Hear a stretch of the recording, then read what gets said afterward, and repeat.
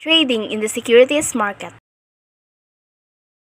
Trading in the securities market are the fastest moving investments that management plans to actively trade and manage regularly on the open market to make profits in the current period.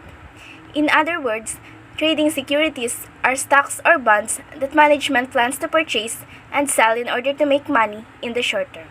Since market prices change on a daily basis, the company must adjust the trading securities account to maintain these assets at their fair market value.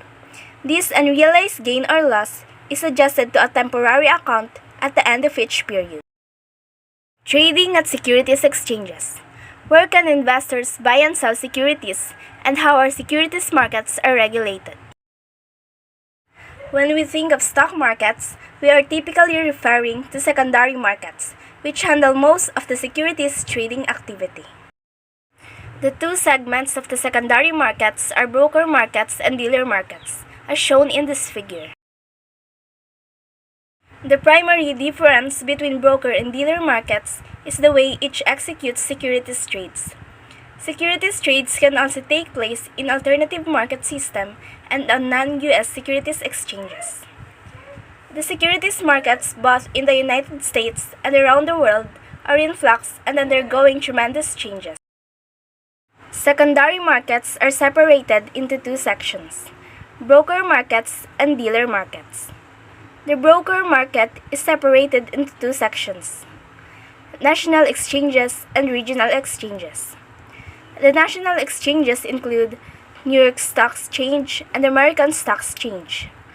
The regional exchanges include Boston, Chicago, National, and Philadelphia.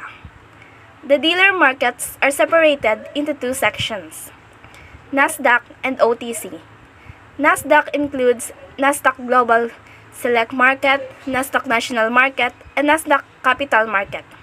OTC includes OTC Bulletin Board, called OTCBB, and Pink Sheet. Trading procedures on a securities market or stock exchange. Before selling the securities through a stock exchange, the companies have to get their securities listed in the stock exchange. The name of the company is included in listed securities only when stock exchange authorities are satisfied with the financial soundness and other aspects of the company. The trading procedures involves the following steps.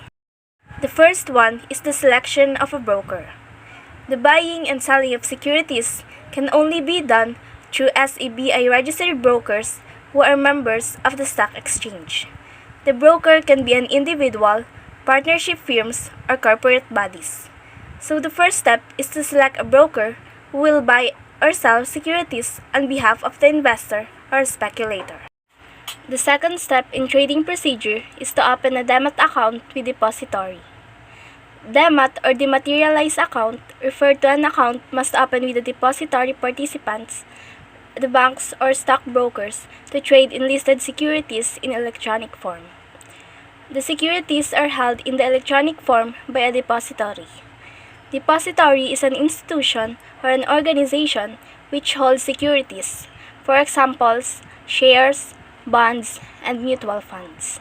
Depository participant will maintain securities account balances of investor and intimate investor about the status of their holdings from time to time.